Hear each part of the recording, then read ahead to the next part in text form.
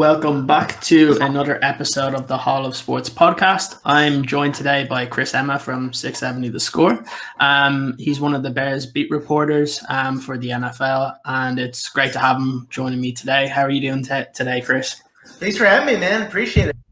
Yeah, no, it's good. It's always nice to get kind of the inside kind of stories and kind of what's going on, especially while it's nice to have it when there's victories, there's always a lot more stories that's going around when you go on kind of a 2 or 3 game losing streak, which we've kind of seen come up quite a lot this week, and it's only Wednesday. And luckily for yourself, I believe that you're off this today from having to ask them questions. Yeah, off day for the Bears today, off day for me today, and like you said, off day from asking the X up of the offense. The defense going to break at any point working with this offense? Where's this team going? We'll deal with that tomorrow and beyond. Yeah, no, I think all fans probably have the same kind of thoughts that all you guys do in the media is like, what's going to happen over the next few weeks? Because look, it was another kind of disappointing loss. And again, it comes down to the offense, because I don't think you can ask much more from the defense. They've actually been getting better week on week, I think. Like, I think early on in the season, there was a lot of people complaining about the likes of Danny Trevathan, where people are saying he looks a tad slow. But then the last couple of weeks, you've seen him improve. You've seen Roquan Smith improve from earlier on in the year. I think when you look at the corners, I think they've been very steady throughout the whole season. They've been playing at a really high level. But then you have to look at the offense, and while it was below average at the start of the season, it's gotten worse and worse every single week. Injuries don't help, but really, how long do you think a team can kind of stay together, knowing that really if the offense doesn't improve, there's going to be some words that are going to be spoken by the defense, because they can only go so long without getting any resemblance of help from the offense? You know, that's what I thought too, but they have experience now in this. They had the same issues last year where defense was playing at a high level, offense was way down, and they kept it together. I mean, they won a couple of games and made it interesting kind of toward the end of the year, relatively speaking, of course. But the Bears defense, I think it's just kind of numb to the offense being what it is at this point, and they've kind of accepted it for a while. Look, I think it's human nature if you're somebody like Danny Trevathan, Akeem Hicks, Eddie Jackson, Khalil Mack to be frustrated with this group and say, can we figure this out, please? But I think they just kind of realize that they're balling out and the offense is going to do what it's going to do, and ideally you're there at the end of the game. Yeah, it's a tricky one, because as a fan, I think we're all used to kind of subpar offense, to say it lightly, that we haven't had much to kind of write home about in terms of looking at the offensive game. But when you have to compare when Nagy came in that first season, for me, I think it's only gotten worse since that first season. That first season was probably, if you're being nice, you'd say it's average offensive football. They still didn't score more than 20 points that often in that first season, but they played very good complementary football, and kind of the defense set them up, but they were scoring touchdowns. I can't remember what the statistic was, but it seemed like every time the Bears got the ball to start a game, they scored a touchdown on offense. You don't see a lot of that now. It's become a very stale offense where it's very, very predictable. You can't run the ball, you can't pass the ball, so you really can't do anything. So in your opinion, even if we just take it from when Nagy came in, is this the worst that we've seen the offense play since he's come in? Yeah. Going back to what you're saying, 2018, toward the end of that year, that Rams game in particular is where things really started to go against the offense, and the numbers held out. The offense was clicky for a while in 2018, and they did a lot of it against some bad teams. The Buccaneers game where they put up 48 on the board and put up 41 in Buffalo, and I know there were games where they were kind of putting up just in the mid-20s, which still seems like a lot right now when you watch the way this offense is playing. But it was that Rams game in early December where things really started to go downhill. And you look at the Bears' offense in this first, I think it was 12 games before that, to the rest of them now. From that point on, it's a bad offense. It's a really bad offense. Like near the bottom of the league offense, and it's regressed to a point where you didn't think you could get this bad. You thought, at the very minimum, you could get some improvements off last year and build upon that. When Matt Nagy spoke about this offseason, and trusting some of these assistants in a different way, trying to really establish a true running game. I believe that they were going to get a more functional offense, and it's gotten worse. You don't even know where to begin with fixing it. That's the problem. I mean, obviously the offensive line has its struggles. Nagy, the play caller, is having his issues. The quarterback play is still inconsistent. There's no one fix where you say now you got a better chance. This is just what it is right now. And those comments, you heard a couple weeks ago in that Monday Nighter by Brian Greasy saying, Nick Foles kind of explained to him that he didn't have a chance on some of these plays. Foles tried to walk that comment back, but all you have to do is watch these games to realize that's exactly what Foles was saying. Is he knows most of the time when that ball is snapped, the offensive line is not going to be able to hold up with 5 guys going 5 for 5 blocking. There's going to be 1 or 2 or even 3 broken spots where the pressure caves in on him, and he's either got to dump that ball off or try to do something in particular that's just not going to work. This offense is not functioning well right now. Yeah, I completely agree. It kind of goes back to what a lot of people would say, that you're never really going to win many games if you're not good on the offensive line and defensive line. Luckily for the Bears, they're good on the defensive line, but the offensive line, we've kind of criticized pretty much all season. That was even when they were healthy. And now you had a couple of players with the COVID cases that came through this week. You had, obviously, Cody Whitehair was still injured, and I know there was kind of precautions with him with COVID as well. You have James Daniels most likely out for the season. You had Bobby Massey out. But then you also had Jason Spriggs. We've seen that Eric Kush has come back for the practice squad this week. But really, how much better can the offensive line be? Like you said, it's very difficult for them to even hold up against 5 guys. Then when an extra blitzer comes in, that's where you kind of see, I think that's where a lot of fans get frustrated with Foles, because obviously he's not like Trubisky where you can't run around. You would think that maybe with this type of offensive line, it might have suited Trubisky a little bit more than Foles, just because at least he can get out of that pressure, because look, the offensive line is not going to hold up for any quarterback back there. So is it conceivable that they can actually improve over the next few weeks, or is it just that it's going to be a tough end to the season for this offense because there's no kind of magic health fairy that's coming back to kind of get James Daniels back in there or get even Cody Whitehair to 100%, because we know that even when players go down with injuries, they never really come back 100% until the off season. Yeah, I mean, they can improve to a kind of serviceable level at the best. I mean, look, it's what you just want is veteran pieces in there. What they ran out there Sunday was really tough to watch. I mean, I give Alex Bars first and foremost a ton of credit for stepping in at center, because he never played in that position. I think he's actually got a good future in the NFL, but he wasn't ready to make his first ever start at center, and he did well. He held his own. I thought he played a good game, but Arlington Hambright wasn't ready to play. Suddenly he's being forced into left guard. He's more of a natural tackle. Rashad Coward, I don't really know if he's an NFL offensive lineman. I think that's seen kind of enough on that one, but you got to put him out there right tackle. There was that play late in the game, I think it was third quarter Sunday, where they ran Allen Robinson kind of an end around, and the play was broken up because Coward got blown back so badly he knocked over Allen Robinson. I've never seen that before. That really speaks to the issues of this offense in all 3 matters, where the offensive line's not blocking. The play calling is too cute. That was a first and goal to go from the 4, and that's what happens on that. And then the quarterback just doesn't really stand a chance to be successful. I mean, you hit the trifecta there and all the issues of this offense. Yeah, and that's why you probably see the offense just hasn't improved over the last even kind of 12 to 24 months, because there's issues everywhere.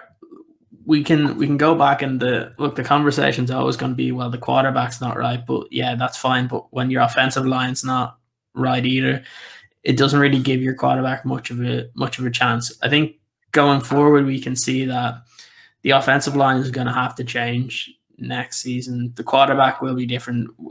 I'm assuming that Trubisky probably won't be around next year, because I can't see them trying to re-sign him after not picking up his option. You probably have Foles still there, but then I think the issue comes down is, do you end up having to draft offensive linemen higher up in the draft, or do you have to go and try and get that next quarterback? Because to most fans, Foles isn't going to be the long-term answer. We know that because he's always been kind of the short-term fix for some teams. We saw it with the Eagles when Carson Wentz went out. But when he plays over a longer period of time, there's not that much success. So going forward, and we'll kind of touch on some of the other issues where, for example, Allen Robinson's contract as well. How does the future of the offense even change if, for example, if there's no improvements in play calling from Nagy, or if he gives it to an offensive coach? You have to improve the quarterback. You have to improve the offensive line. That's very tough to do in one off season. So how does the future of this offense actually look, in your opinion? Yeah, I think a lot of fans, a lot of observers want Nagy to give up that play calling, but that only solves so much. I mean, Bill Lazor's offense is going to be that much different, or John DeFilippo's. I mean, I think it's beneficial for Nagy to do it because I think he's better off having that 30,000-foot view of the entire team. And it's not a bad thing or an indictment of him to be giving that up. And I think it's possible he could do that this week. And we'll find out more tomorrow if that's a decision he came to. But honestly, there's much bigger issues with this offense that, like you alluded to, need to be solved this offseason. I think it starts with the quarterback position for me because you need to have a long-term developmental prospect. Every team should know who's your quarterback going to be in 5 years, whether that's like somebody who's in that spot right now, say a Patrick Mahomes, honestly, or whether that's, a guy like a Kyler Murray or Joe Burrow, somebody who's just been drafted, or even, somebody who's not really stepped onto the field. The Bears don't have a developmental quarterback prospect anymore, unless you count Mitchell Trubisky, who I think is most likely on the way out. He's got his opportunity. That's it, probably, and he's going to be parting ways and become a backup somewhere. But the Bears need to set up a 1B to Nick Foles' 1A, and they have to find that guy in the draft. And I don't know if you want Ryan Pace taking another swing at the top of the draft, because obviously he swung and missed with that one. Whether that's a day 2 or day 3 pick, it's never made sense to me that Ryan Pace, since entering the Bears organization in 2015, has drafted one quarterback his entire tenure. And he should have had somebody in mind this year as that kind of insurance policy for Trubisky, or even 2019. It's not an indictment at all of your quarterback. It's simply trying to trust your coaching staff to develop a young quarterback prospect. It's really a shame that the Bears don't have a young guy waiting in the wings who you could at least give an opportunity to. And they spent the entire time with Trubisky since 17 surrounding him with sounding boards and guys who could help him out rather than somebody who could truly challenge him, number one, the way that they brought in Nick Foles to do. And number two, somebody you could develop and try to steer in the right direction to becoming, a young quarterback prospect. So they're going to get an opportunity to add that guy this offseason, or somebody else making that decision. And you go from there, hope you got it right. Yeah, I think the biggest issue that people are going to have is kind of what you said with Ryan Pace is, do people trust him to take that swing high in the draft? And I guess if you don't trust your GM to go up high in the draft and select a quarterback, should they be your GM? And that's a big talking point. I think a lot of fans have had that over the last couple of seasons. You have to give him credit that he's selected some really good players. But like we've mentioned before, they were kind of in the middle or late rounds. We've seen it with Mooney this year. We saw with Jalen Johnson's been excellent. There's the likes of Eddie Goldman, Eddie Jackson. There's so many of those. But then it just seems that when it's those kind of very high picks in that first round, that's where there's not enough production. And I think if the way the Bears are playing right now continues towards the end of the season, it's going to be a very difficult decision that the organization are going to have to make with both their GM and coach, in my opinion. Because look, when you have a team that starts off, especially where they were, if they kind of bottom out to whatever it is, 7-9, 8-8, I think that's where there's going to be a big, tough decision that's going to be made. Because it's not like you're one of the worst teams in the league. You still have a good defense, but there's nothing there on offense. And you've brought in this coach that's supposed to be an offensive genius, and you've brought in a GM who, when he came in, said he wants to draft a quarterback every year, and he only drafts one, and it's Mitch Trubisky.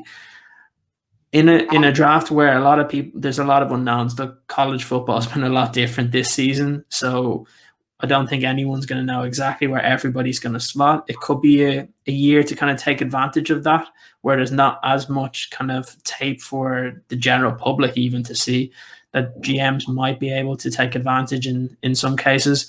Do you think that that's a big possibility, that we could have it where there's a new GM and coach when we kind of head towards that draft in the off season? It's an interesting question. I've been getting that one a lot more than I did when they were 5-1. I don't know at this point. It's too early. 5-4 right now. It's a winning record technically. It doesn't feel like one in Chicago. I'll tell you that much, but it depends on how they finish out the season and where they go from here at 5-4. If this team finishes the year in the heart of the playoff race, right there, and even if they miss out, just barely miss out, if they're still competitive the rest of the way, it's hard to see somebody getting fired. But if this season spirals the wrong way, with divisional games still left, 2 against Green Bay, 1 against Detroit, 2 against Minnesota, those are always such a big litmus test for the Bears. If this season continues to spiral downward and it gets worse than 8-8, if they have finished with a losing record and they're eliminated with a couple weeks to go in an expanded playoff this year, granted, then you're talking about the potential of Ryan Pace not being back or even Matt Nagy not being back. I tend to think, and I don't know this for a fact, but I tend to believe that Ryan Pace has less job security than Matt Nagy does, because Nagy's got a great rapport within that locker room and he's maintained a grasp of the team. And obviously there's a lot of flaws with Matt Nagy, but that's more so with Matt Nagy, the offensive coordinator, than Matt Nagy, the leader. Nagy's done an excellent job leading this organization, which I think is something that's important to Bears management after dealing with, the tenures of John Fox and especially Mark Trestman. So, but Ryan Pace, obviously, you know what you have here now. I think he's proven himself as a very good scout, but it's really not clear if he's a very good general manager. He's made a lot of aggressive moves, put a lot at stake with this organization, and you're seeing it kind of bottom out to an extent where I think you're seeing what the Bears are right now. They're not the team from 2018 that was 12-4 and had a legitimate shot at winning the Super Bowl. This is a team that's still the 8-8 version of last year, and I think that's probably what they finish right now. If I have to look at the rest of the schedule, I don't know. I wonder where they stand with Ryan Pace and if George McCaskey and the board of the Bears have seen enough of this guy. Yeah, it's an interesting one. I actually agree with you to a certain extent, where I think if only one goes, it's more likely to be Ryan Pace, because you look at Nagy, and I feel like if he did give up play calling and was just the head coach of the team, if he wasn't the play caller and he had his offensive coordinator do it the whole time he was there, I don't think there'll be anybody talking about replacing Matt Nagy, because you look at what he's done. You can tell the guys in the team really like him as a coach. He's a really good head coach. But it just seems like whatever's happening this season and last season, the offensive game plan hasn't been working. And at some point, they're going to have to change it, whether it's he has to do it within the season now or he has to again. And it's tough to then change offensive coordinator again. But until you can get it right and you have someone in that has done their play calling before that they feel like they can be successful with, if Nagy wants to stay on as just a head coach, that can be difficult when you're brought in to be the offensive game caller. And again, you've struggled kind of 2 of the 3 seasons that you're there. But again, I agree with you. I think he's a very good head coach. It's just the offensive side to actually calling games has been kind of less than ideal over the last couple of seasons. I guess one of the other or 2 big stories that kind of came out this week, one was, again, Allen Robinson talking about his contract. He doesn't seem very enthusiastic about that this is going to happen anytime soon. And then I guess the other story that came out was Roy Robertson Harris basically being out for the season, and that could be his last time playing for the Bears because he's a free agent this season as well. So they're kind of 2 of the big names that you look at this free agency, and they could be big losses if the Bears, especially I would say more Allen Robinson, because you look at the defensive line and there's a lot of options there. The Bears have always been able to bring in somebody over the last couple of seasons to kind of fill in there. But with Allen Robinson, how big of a concern is that? Because he's categorically the number 1 receiver. He's basically that kind of safety blanket for any quarterback that's been in there. So how big of a story do you think this is, that he still hasn't really, there's been no progress in the contract with Allen Robinson thus far? Yeah, I spoke to a source yesterday who said that, the Bears and Robinson haven't really engaged in any conversation since the beginning of the season, since about week 2. And you heard from Allen Robinson. He mentioned that he put the contract hopes behind him around week 2. So you can feel one-on-one together on that. I mean, he's kind of resigned to the idea that he's not going to be back with the Bears, most likely on a contract extension. Look, you can understand this from the Bears' perspective in that they understand the flaws within this offense. They understand the cap limitations that they're set with here. The Bears don't see Robinson as the kind of receiver that deserves $20 million a year. That's what Robinson sees himself as. That's because Amari Cooper got that kind of money. Keenan Allen got that money. You can agree or disagree with those contracts, but the market was set. That was set for Robinson, and that became the goal from March on, when Cooper first got that deal, to having to reinforce again in September when Allen got that deal. Robinson wants that kind of money. I wonder where this goes for this offseason, because I don't think the Bears are just going to let Allen Robinson walk into free agency. I kind of wonder if this is trending toward the transition tag, which Ryan Pace used on Kyle Fuller a few years ago. And that simply makes another team out there be the arbitrator, because they're still far apart in these negotiations, the Bears and Robinson. I wonder if the Bears say, okay, we're going to give you the transition tag. Somebody else can set your market value, make you that offer sheet. If it's what you want, we're not going to match. The Bears have a price point set, and it's obviously less than what Robinson wants right now. He's making $15 million this year. She's 16. 14. I got to get my math right. He wants around that $20 million mark. The Bears are well shy of that. So if another team's going to offer him that $20 million, then the Bears are going to say, good luck to you, man. Good for you. But I think there's also the possibility, given this unique offseason with the COVID concerns and with the finances all completely messed up, that Robinson doesn't get that $20 million, or even is a few $1 million off that, and he could come back to the Bears. But I wonder if he wants to be back right now. I wonder where his frustration level is with this offense. And he's a 27-year-old who's going to be getting his third contract, which is kind of rare in the NFL. He's got a great opportunity after kind of being lessened in his offer before, coming off the ACL in 17. So he's got a good chance to cash in now, and I don't blame him for wanting that kind of big money.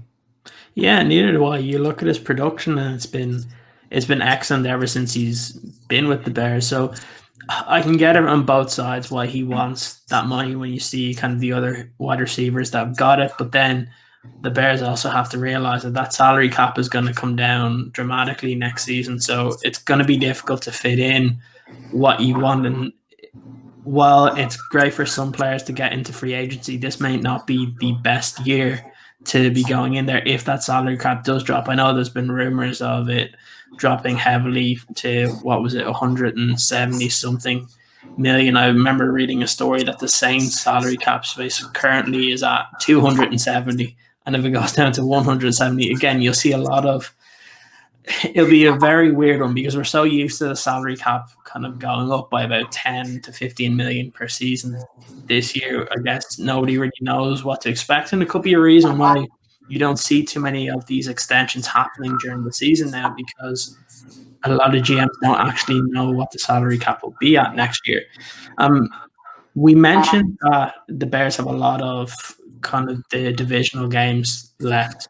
We look at kind of the division going forward. Obviously, the Packers are top of the NFC North right now, but again, it seems like anytime they've had a real big game to play, that they've struggled. We can kind of go back to the Tampa Bay game, or even if you want to go to the Vikings game, they struggled massively there.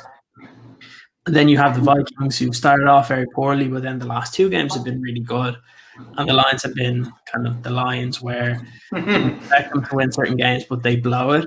How do you see the kind of, not so much the future, but just for kind of this season, how you see the NFC North going? Do you think it's going to be still competitive, even though the Packers have kind of pushed themselves ahead with the win against the 49ers? When you've looked at these teams when they play against each other, so far most of the NFC North matches have been pretty close. between every single team that have played. So how do you see this going forward? Yeah, I think it's still the Packers' division to win. I mean, I think despite their inconsistencies, and you mentioned they kind of underwhelming games against some big teams, I mean, they still got a loaded roster, and they got 12 on that revenge tour right now. I mean, Aaron Rodgers is playing out of his mind most of this year. Aaron Jones has had his injury issues, but he's coming back kind of toward the full form soon, and Devontae Adams is playing just fantastic football. Their defense has been inconsistent. Their defense, I think I expected more of after last season, but I think it's still the Packers' division to win. And look, I mean, Vikings won a big game in Green Bay. That got them some confidence back. They're a 3-5 football team now coming in to Soldier Field, and I wouldn't sleep on them. I see them getting right back in this mix here, and if they could beat the Bears in this one on Monday night, then suddenly you're talking about them contending for a potential playoff spot. They are much better than their record indicates, and the Bears can't look past them right now. And I mean, they understand this is a huge opportunity for the Vikings as it is for the Bears. Where suddenly, if the Bears were to get this win, then 6-4 looks a lot better than 5-5, and you're talking about putting that losing streak behind you and progressing from there and starting to win some of these divisional games. 3 division games ahead. This is a big stretch for the Bears now, and we talked about these past 3 games that they dropped all 3 is a big stretch too with Rams, Saints, and Titans. Let's see where the Bears are after this. 5-4 right now. It's not where they want to be, but it's also not the worst spot in the world. And you got an opportunity to take advantage, turn the ship around in some divisional games here. So it's going to be an interesting and revealing stretch.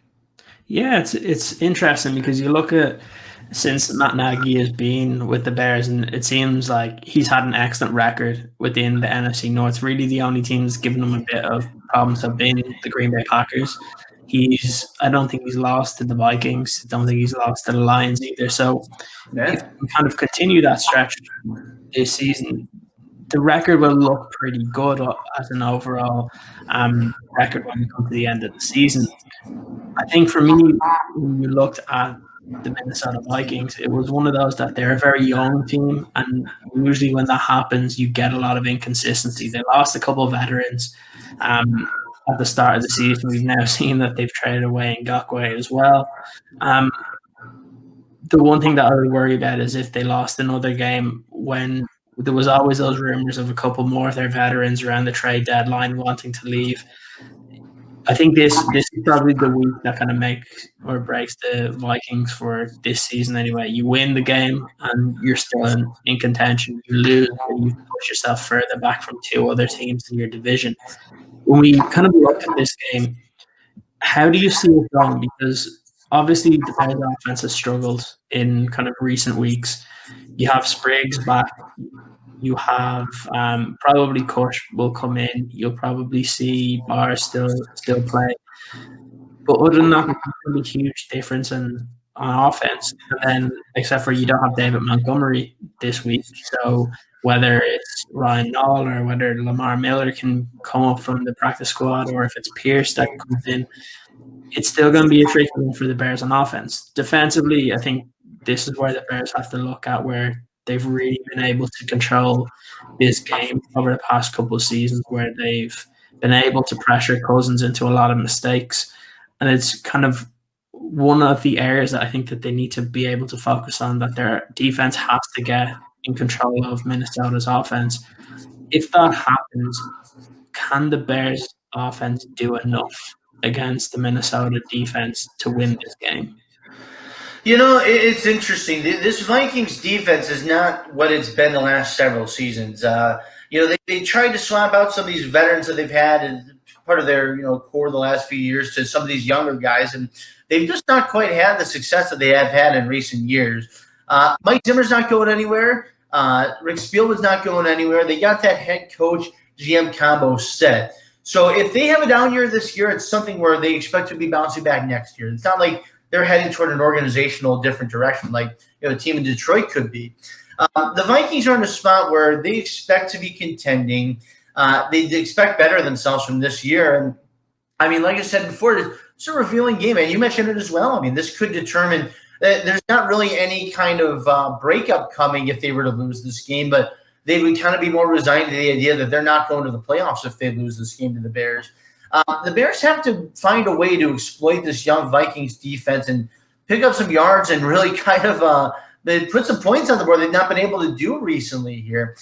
They've got a good opportunity against a defense that's kind of struggled to find its identity. And the offensive line, as you mentioned, it's getting a little bit healthier, getting Spriggs back at right tackle is important. I don't know who's going to be the center, if Whitehair is going to be able to get clear by that point. Mustafer's likely out. It could be Alex Barr's at center for a second consecutive game. I'm not sure if Eric Cook is quite ready because he's not really played any football this calendar year. So he's got to get used to himself in the practice squad. Along those lines, a guy who's been kind of getting acclimated on the practice squad, you mentioned Lamar Miller. I think he gets the call up. He might be their top running back this weekend. And I think the goal this weekend is to establish a more physical running attack and see if we're able to open up some holes on this Vikings defensive front, use that running identity to create some opportunities in the passing game. I don't look at this Vikings defense the way that I did in 19 or 18, and I don't look at this defense the way that I did with like the Titans, for example, or the Saints or the Rams. They had an opportunity to take advantage here. Yeah, absolutely. And it's an interesting one. I think a lot does depend on that offensive line and how they play. If the offensive line can just hold up and give Foles a little bit of time, can get a bit of push for the running game, you can see that the Bears offense can get enough out of the game, because you can see that, like, and it's the one thing I like about Foles is you know that he knows what he's supposed to do with the ball, but the problem is when you have 2 or 3 defensive players in your face every single play, it's difficult to make all of those plays. For me, it's been tough because when you lost Whitehair, you saw Mustafer come in, and he actually played pretty well for someone who hasn't played in the NFL before. He's been on the practice squad last season and then started off on the practice squad this season. For him to then go out and then you have to move Barrs to center, it's been a difficult kind of couple of weeks. If they can start to get a little bit healthier on that offensive line, like we spoke about earlier, maybe you might see those incremental improvements kind of moving forward. I guess the other thing that we have to talk about is the defense against Dalvin Cook, because that's been the main source of offense for the Minnesota Vikings over the last couple of weeks. He's the one that kind of has been the biggest threat against opposing defenses, and we know it ourselves that the Bears defense at times has struggled against the run. So how do you see that matchup coming this season or this week? It's going to be tough. I mean, Dalvin Cook's been playing at next level. I mean, he's been incredible recently, and the Bears got quite a challenge containing him. But whatever game plan they had last weekend in Tennessee against Derrick Henry, used that game plan. I know they're different backs. I know Henry's more a true power guy, but Henry kind of does it all. Cook and Cook's obviously a threat when he gets in the open field, but to the Bears' credit, they kept Derrick Henry in check. They committed to it. They set goals behind the scenes, which they wouldn't tell media members like myself or anybody else, but they were prepared to try to contain Derrick Henry. Whatever they did on Sunday without a true nose tackle like a John Jenkins, do that. It worked. I mean, I give that defense a ton of credit because I thought Henry was going to dictate that game offensively for Tennessee. Not only did the Bears hold him in check, they held Ryan Tannehill in check as well, and they had a terrific game defensively. Makes that loss even more frustrating for the Bears. Absolutely. So I'm going to put you out there. What would be your prediction for the game this coming Monday? I'm not there yet. I haven't gotten to that point, and I'm curious to see where they are health-wise for the start of practice and Thursday into Friday. But I have this weird feeling the Bears win this one. I have this feeling that they, it's one of those. First of all, it's one of those games where you wish you had fans in the stands because I think the Bears need a boost. I mean, obviously they're downtrodden right now, 3 in a row. They're not feeling too good. I have this weird feeling that they bounce back with a win. I'd like to reserve the right to change that later on this week if I look at the offensive line or the offense and say there's no way they're putting up points. But I just have a feeling it's going to be one of those weird low-scoring games where the Bears come out on top. Maybe there's a defensive touchdown, something like that prevails them. But I'm going to hold off on a prediction for now if that's okay. But I'll go on record saying I think they might be able to steal one here. Yeah, that's all I think Bears fans care about. As long as they win, doesn't matter if they win ugly, if they win by a lot of points, as long as they can get that kind of 6th victory this season. Thanks for joining me today, Chris. Where can most people follow you? for all your stuff? 670 The Score, 670thescore.com, and on Twitter at CMA670. Perfect. Thank you for joining me today. Thanks for having me.